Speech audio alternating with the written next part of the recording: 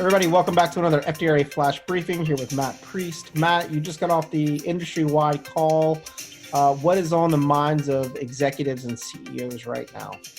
Hey, Andy, clearly on the mind of executives and CEOs is liquidity. We keep talking about that.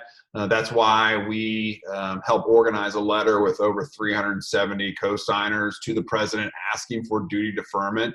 There's continues to be reports from CNBC and Bloomberg, Wall Street Journal, and others about the ways in which the administration are looking to provide for 90-day duty deferment. That doesn't mean the duties won't be paid at some point. I don't want people to misunderstand that, but it means that you will not have to pay your duty bill for upwards of 90 days. And so as soon as there's a Federal Register notice or some kind of notice out of the White House, we'll be sure to let people know. But it seems that we're moving in that direction. So stay tuned for that development as it becomes available.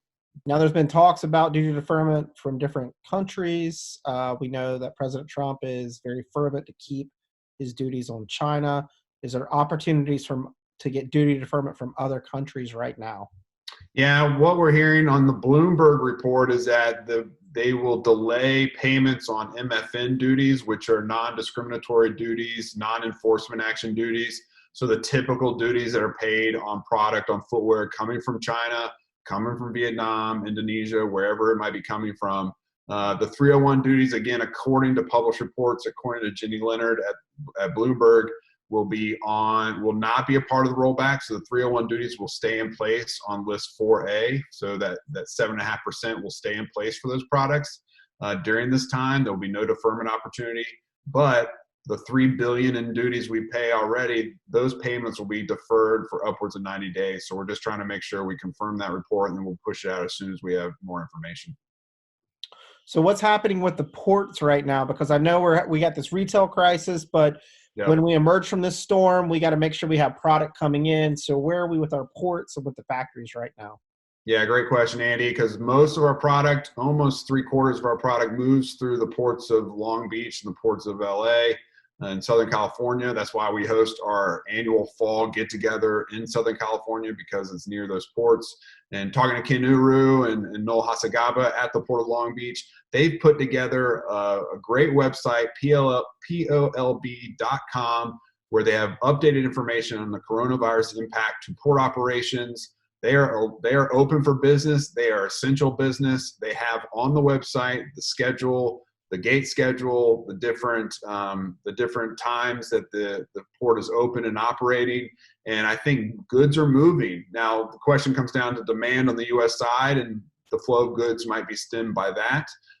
But let people be aware of the fact that the port is open, ready for business. And if you have any more information or need more information from Ken, we can put you in touch with them, because they are moving product as quickly as they can. Great. And to remind people, go to FDRA.org. There's a letter that you can send to your members of Congress fighting for footwear jobs during these times.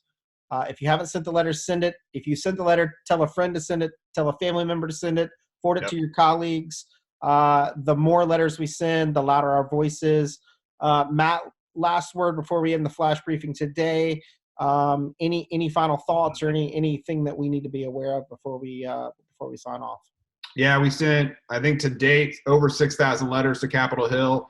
There's a fourth bill that they're looking at. The president tweeted out today that he wants it focused on infrastructure. If that means that we can get rent deferments for our retailers, if we get other things available to them in a fourth bill to help with the coronavirus, then we should be pushing for that. We will push for that. So if there are ideas or things that we need to be advocating on your behalf, please let us know, info@fdra.org, or you can shoot an email directly to one of us. If you have that email, we'll be happy to respond and add that to the list of things we need to take care of here in Washington. Yeah, and I should add that, we obviously, because we worked in Washington many years, have many friends in the administration and in Congress. And I know, just to let people know, we've been sending personal notes to people on ideas. So as CEOs send us ideas of what they think would help them or help the industry, we are taking those and anonymously sending them on to administration officials, just to make sure. I'm certain that we got thoughtful people working on this, but just to make sure that every T is crossed and every I is dotted. So Matt, thanks you for joining us for this flash briefing. Until next time, folks, stay safe. Thank you.